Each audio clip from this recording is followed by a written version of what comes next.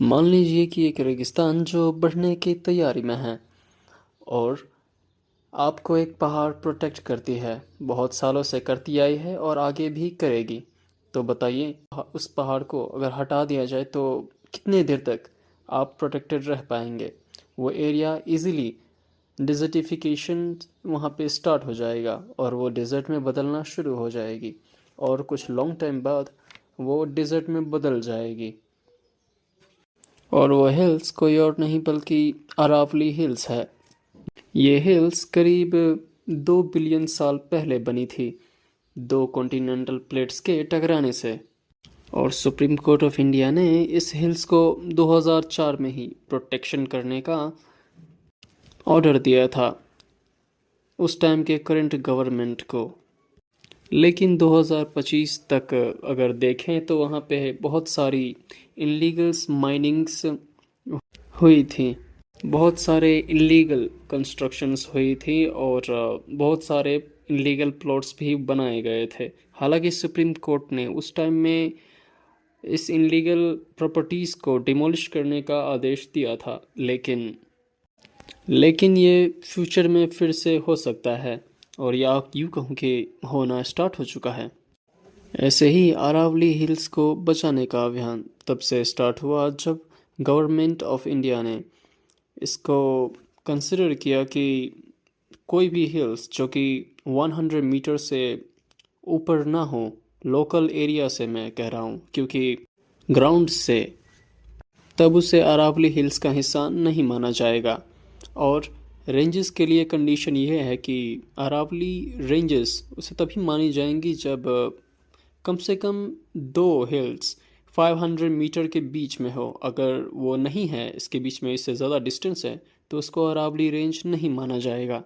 और यहीं से समस्या शुरू होती है। हज़ारों लोग इस निर्णय के विपक्ष में थे और सुप्रीम कोर्ट ने भी इस आदेश को मान लिया था कि एक क्राइटेरिया होगी जहां से 100 मीटर्स के ऊपर नहीं होने वाली हिल्स को हिल्स नहीं माना जाएगा, उसे अरावली हिल्स का हिस्सा नहीं माना जाएगा। इसीलिए लोग भारी मात्राओं में सड़कों पर प्रोटेस्ट कर रहे हैं। गुड़गांव, उदयपुर, जयपुर, जोधपुर, कोटा और उदयपुर भी प्रोटेस्ट हो रहे हैं। लोगों की एक ही डिमांड है कि ये जो क्राइटेरिया है जो कंसिडर करती है कि 100 मीटर से ऊपर लोकल ग्राउंड से ना होने वाली हिल्स को हिल्स नहीं माना जाएगा, उसे अरावली हिल्स का हिस्सा नहीं माना जाएगा, उस यूनिफॉर्म डिफिनेशन को चेंज किया जाए और उसे बचाया जाए।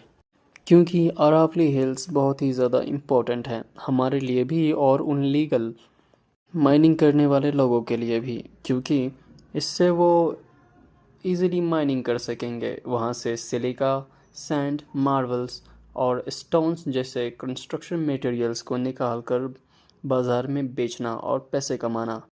अरावली हिल्स में बहुत ज़्यादा मात्राओं में रिजर्व की भरमार है, जैसे कि gold, tungsten, zinc, lead, cobalt, copper etcetera.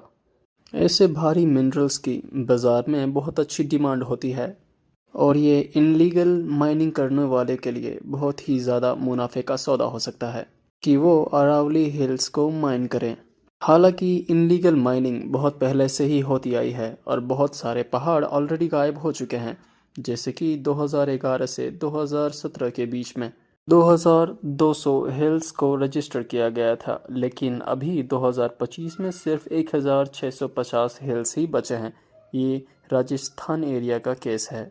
हालांकि मैं बताना चाहूँगा कि 2011 से 2017 तक 4072 केसेस राजस्थान में इनलीगल माइनिंग्स के दर्ज हो चुके हैं।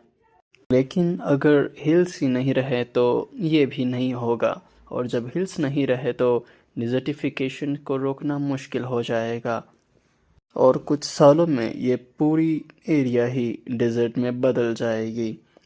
सब कुछ डेजर्ट में बदल जाएगा। इसीलिए अरावली हिल्स इंडिया के लिए इतनी ज़्यादा ज़रूरी है।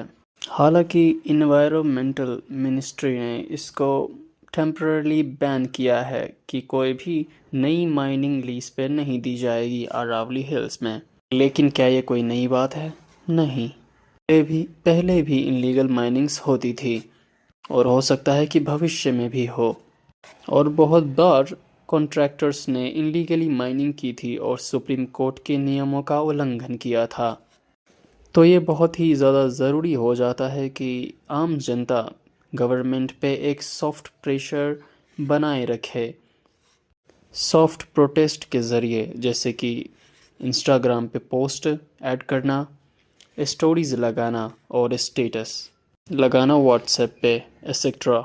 मेजर सिटीज़ को प्रोटेक्ट करती है, जैसे कि दिल्ली, हरियाणा, उत्तर प्रदेश और मध्य प्रदेश को भी, कुछ सिटीज़ को। सो ये बहुत ही ज़्यादा ज़रूरी हो जाता है कि वो प्रोटेक्टेड रहें और वहाँ पे कोई भी इलीगल कंस्ट्रक्शन, माइनिंग ना हो, ना ही डिफॉरेस्टेशन हो।